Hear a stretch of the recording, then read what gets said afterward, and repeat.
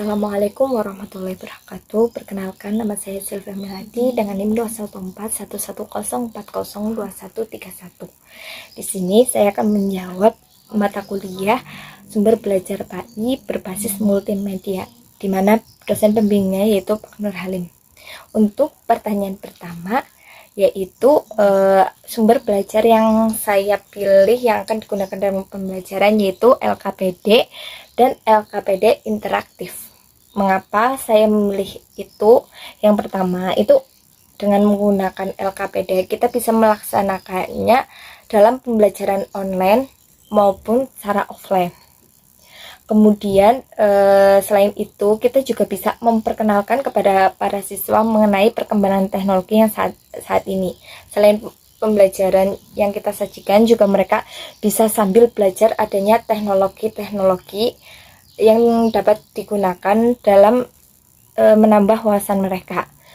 Kemudian dalam LKPD sendiri kita juga bisa menyajikan yaitu adanya rangkuman materi di mana para siswa dapat membacanya secara langsung.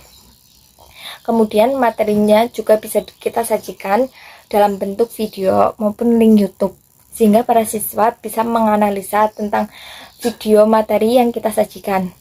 Kemudian di situ kita juga bisa menyajikannya dengan dalam bentuk soal, dimana sehingga siswa juga selain membaca materi, siswa juga bisa menjawab soal sehingga dapat mengukur bagaimana kemampuan siswa dalam menangkap materi-materi yang kita sajikan.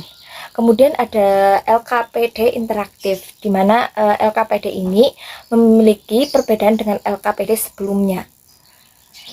LKPD interaktif kita sajikan dalam bentuk yang lebih menarik, yaitu dengan adanya pemasang-masangan antara kalimat maupun jawabannya. Kemudian juga ada dengan memberikan jawaban-jawaban singkat, yang mana dalam LKPD interaktif ini juga lebih simpel ya, lebih simpel apalagi bagi seorang guru, karena dengan menggunakan LKPD interaktif maka kita juga dapat langsung melihat bagaimana hasil dari soal yang siswa kerjakan gitu. Berikut ini salah satu LKPD yang telah saya buat, yaitu dengan menggunakan link yang telah saya bagikan. Habis itu kita juga menyuruh siswa untuk mengisi identitas mereka, yaitu menggunakan nama, kemudian kelas, dan nomor absen. Kemudian mereka langsung disajikan adanya video pembelajaran yang saya ambil dari salah satu YouTube referensi saya. Kemudian siswa menjawab pertanyaan-pertanyaan yang telah saya sajikan dan memberikan pertanyaan yang berupa analisis. Selain itu, saya juga menyajikan contoh salah satu LKPD interaktif yang telah saya buat, yaitu dengan masuk ke dalam link. Setelah itu memberikan identitas pada kolom yang telah disediakan dan menjawab pertanyaan-pertanyaan yang ada di bawah, yaitu disajikan pada tabel dan memasang-masangkan materi wudhu dengan salah satu hukum yang ada dalam wudhu sendiri. Kemudian di situ setelah siswa mengerjakan, di situ bisa terlihat bahwa nilainya bisa langsung muncul. Ini salah satu fungsi dari adanya LKPD interaktif bagi seorang guru, sehingga guru itu tidak harus melaksanakan penilaian kedua kalinya gitu. Kemudian untuk soal kedua, yaitu dengan pembuatan flowchart atau diagram aliran. Dalam diagram aliran ini saya membuat yaitu terdapat 3 kolom. Yang pertama ini ada home, kemudian ada menu, dan menu ini terdapat 3 kolom utama, yaitu ada profil guru, kemudian ada materi dan kuis. Habis selesai itu para siswa bisa langsung klik selesai dan exit. Dan berikut salah satu saya sajikan dalam PowerPoint interaktif yang saya buat kemarin, yaitu para siswa yang pertama itu bisa mengklik play.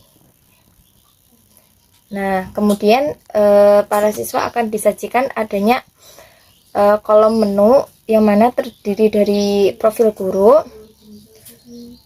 dan ada materi, kemudian ada kuis. Dalam profil guru sendiri sudah saya sajikan mengenai profil saya sendiri, identitas mengenai saya. Kemudian bisa langsung back ke menu lagi, ke halaman menu. Kemudian para siswa juga disajikan adanya materi, sehingga siswa juga bisa menjawab soal setelah melihat materi yang saya sajikan. Dalam materi ini saya sajikan adanya materi rangkuman, kemudian ada materi berupa video. Setelah melihat materi yang disajikan, para siswa juga bisa mengisi kuis yang telah saya lampirkan juga di situ. Kuisnya itu saya sajikan terdapat 3 kuis, dan setiap kuisnya siswa bisa melihat benar tidaknya.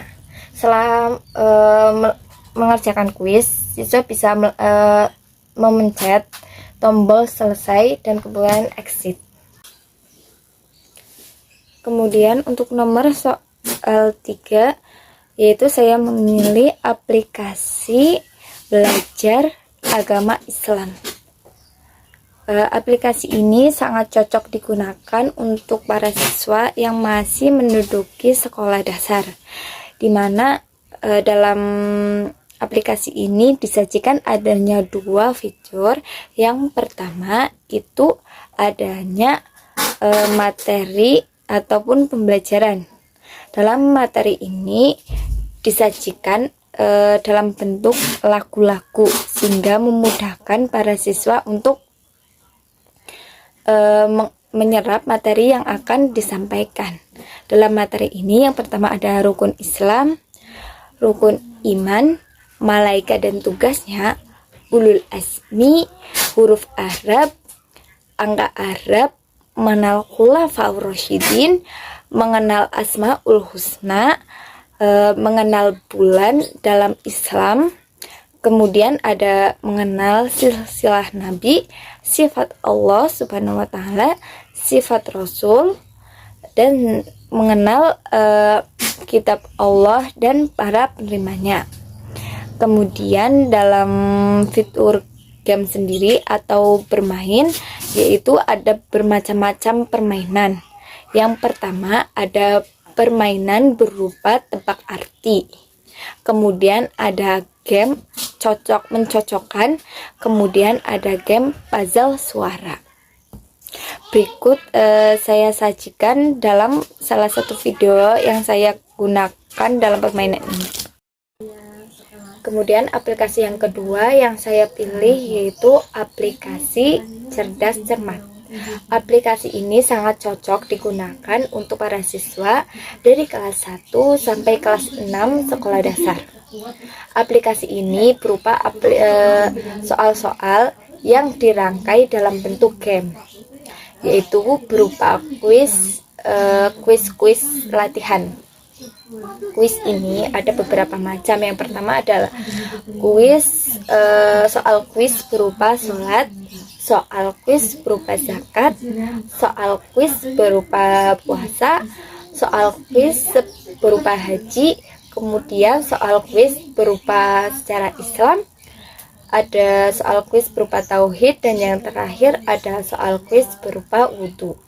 Aplikasi ini sangat cocok bagi siswa yang ingin mempersiapkan ujian, baik ujian madrasah, ulangan harian, maupun kuis harian atau latihan soal. Dalam aplikasi ini juga terdapat beberapa fitur, yaitu yang pertama ada fitur tryout dan ujian, yang kemudian ada fitur pembelajaran soal pembelajaran madrasah, kemudian ada pembahasan soal ujian, dan yang terakhir itu ada cetak sertifikat. Jadi dalam penggunaan permainan ini saya sajikan dalam video yang saya tampilkan berikut ini. Sekian dari saya. Apabila ada kesalahan dalam pengucapan kata maupun dalam pengeditan video yang saya sajikan, saya mohon maaf sebesar-besarnya. Wassalamualaikum warahmatullahi wabarakatuh.